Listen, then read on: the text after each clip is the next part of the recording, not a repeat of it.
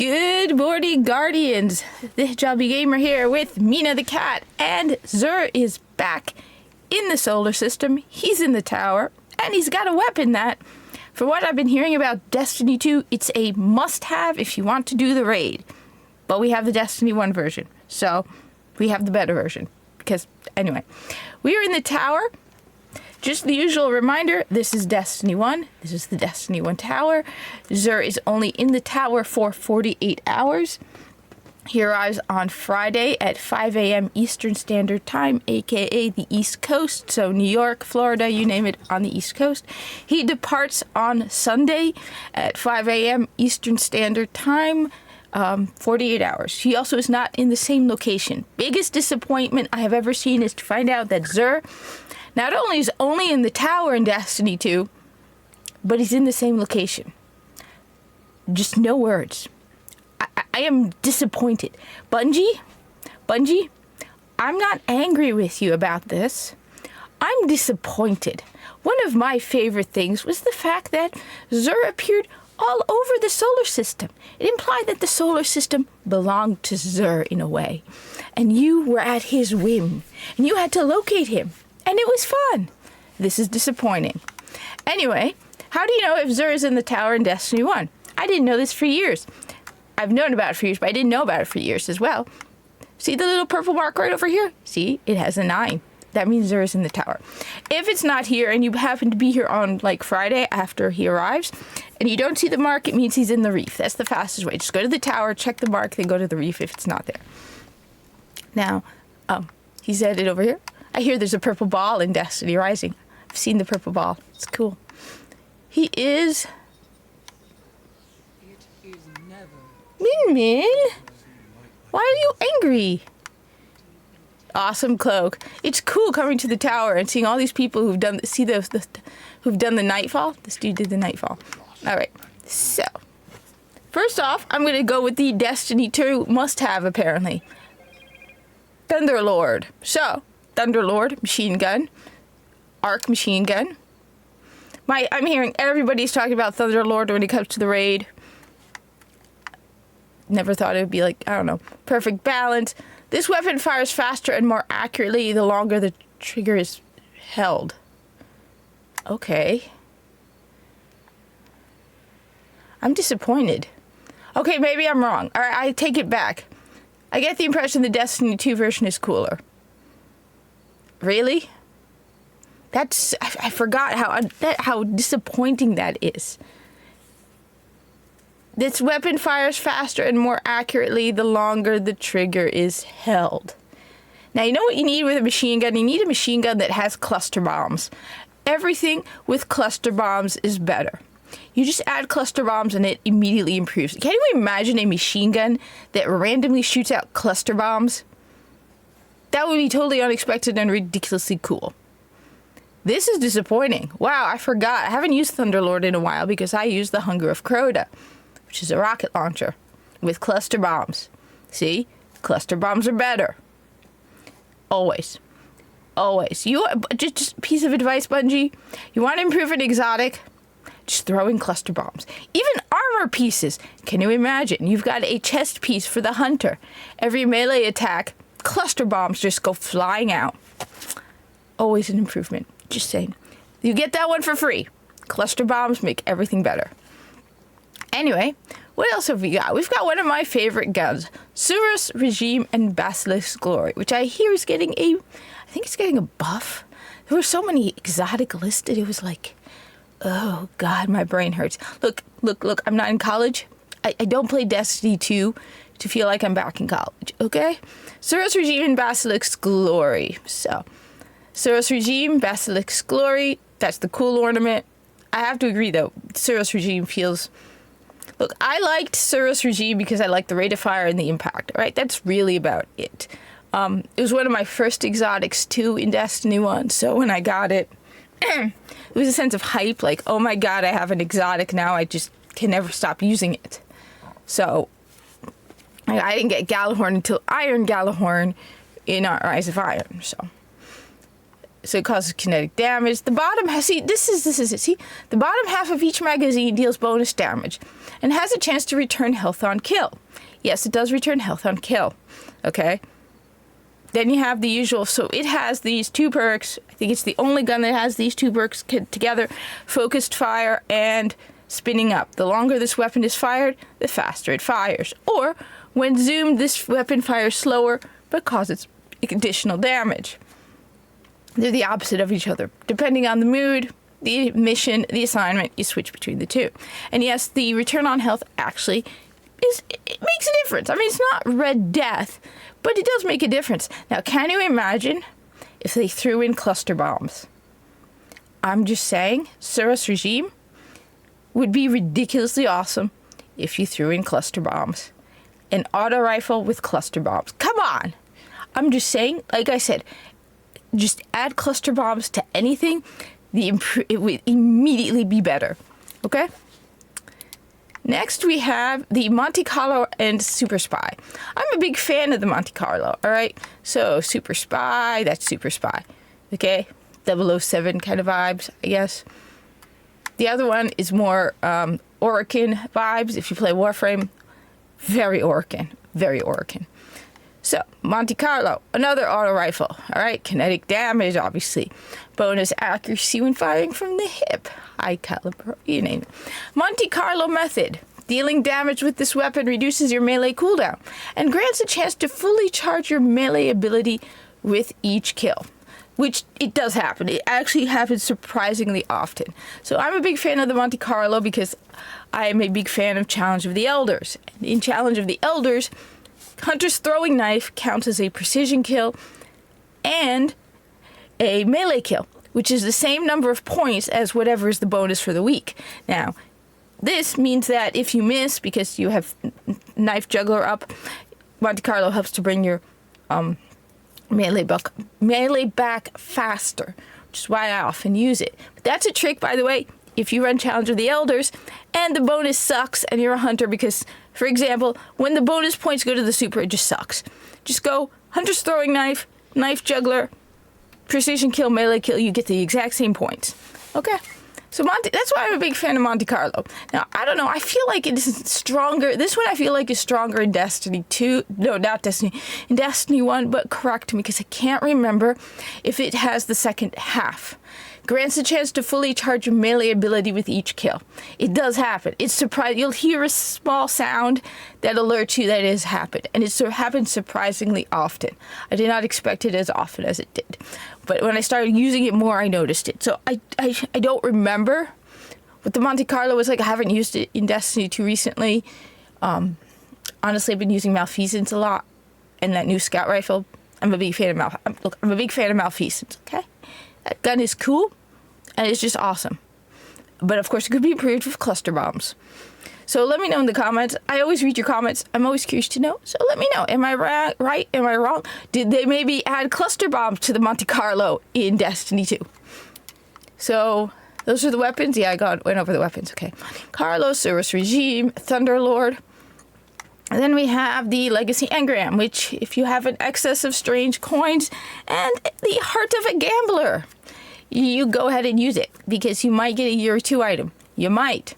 You might not. Just as you might get Gwen. You might not. Unlike Gwen, though, you're not guaranteed to get it after a certain number of rolls.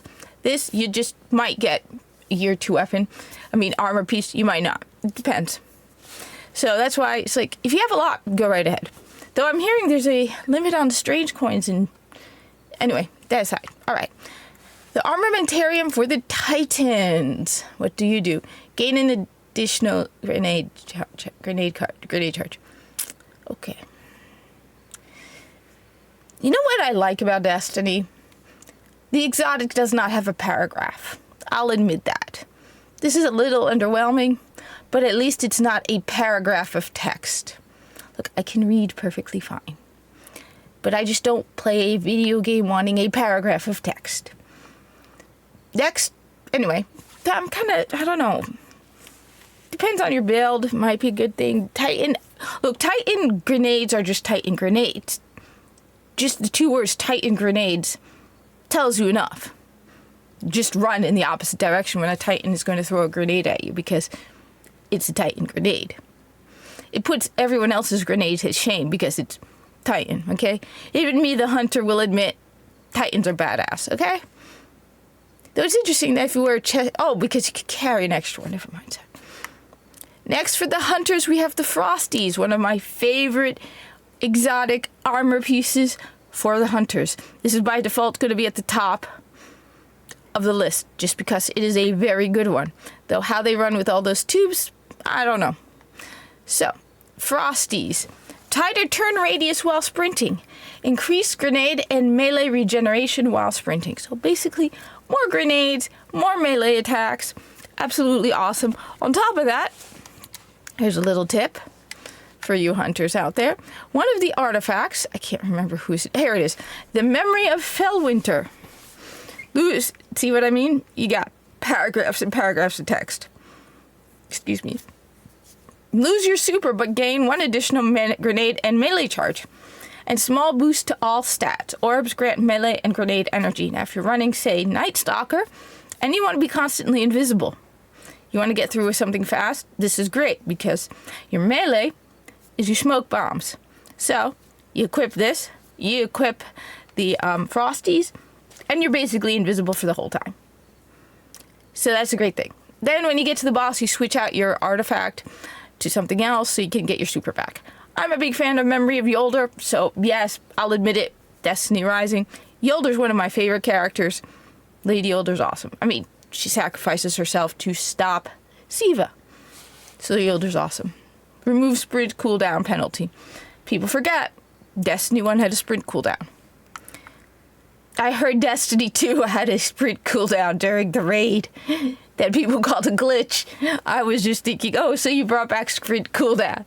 And that people just couldn't keep sprinting. Thought it was hilarious. Sorry, raidsters. Alchemist Raiment for the Warlocks. Requires Warlock class. Chance to gain Glimmer on primary ammo pickup. Orbs collected when your super is full recharge your grenades and melee. I'm impressed, Warlocks. I didn't think anything could be worse than one additional grenade charge, but now I'm kind of doubting between the two. So you get an increased chance to gain Glimmer on primary ammo pickups.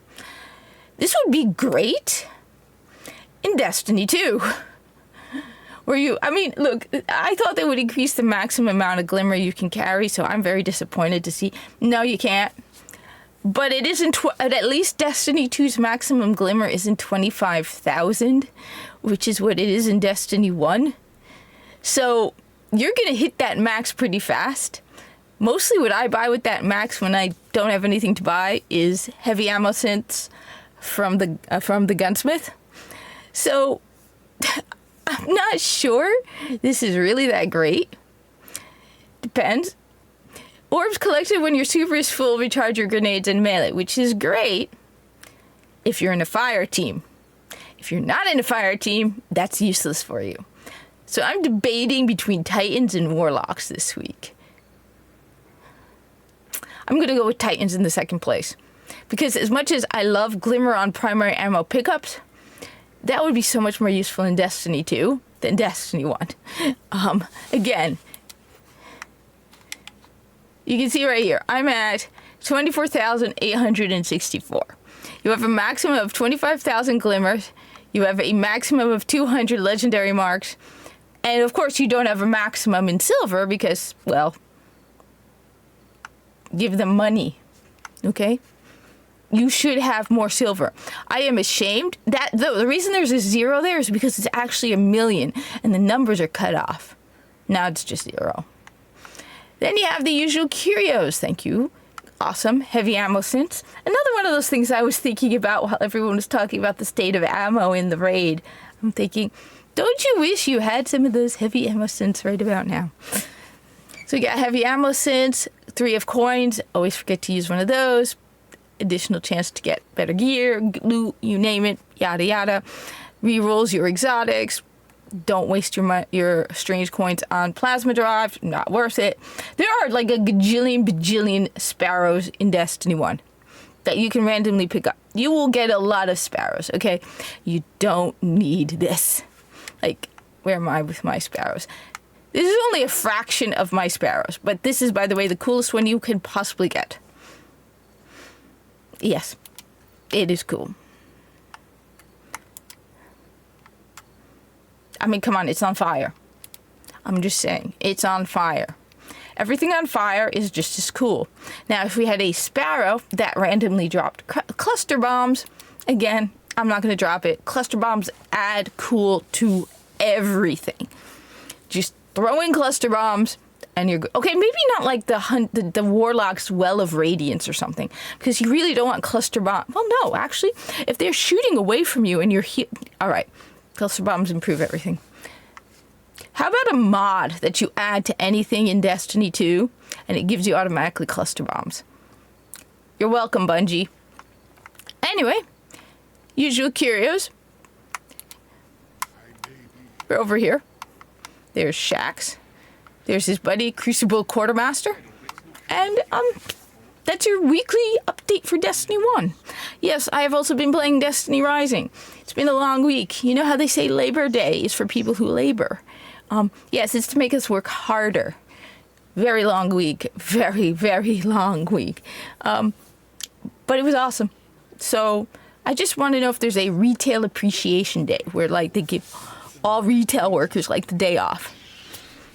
Anyway, you know, because they'd make it into a sale. That's why it's like, that's the day when it's like all stores go on to close for the day to give retail workers a day off to celebrate retail workers. But anyway, thank you for watching. Like, comment. Wait, let's just see how many people are in the tower right now. Oh. Old person. Old person. New person. Relatively new person. Very new person. Yeah. Old person. Definite new person. You can usually tell when they have those like generic like Hunter, Titan, Warlock emotes. I mean emblems. Very, very new person. So that's a cool emote. Emblem. Not a new person.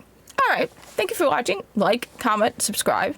I am also on Destiny Rising. My name is Corpus Tech. Somebody took Corpus. Who is playing Destiny Rising and putting Corpus from Warframe as their username in Destiny Rising other than me? I'm the oddity. I'm the one who's going to put everything and anything I'm going to include Corpus into. But yet, I could not put Corpus, so I am Corpus Tech on Destiny Rising. I still have not joined a clan or created one. I don't know what I'm doing yet, but it's been a lot of fun. I play it on my iPad and my PC, and it is very awesome. Thank you for watching. Like, comment, subscribe. I hope to see you in the tower, be it Destiny 1 or Destiny Rising.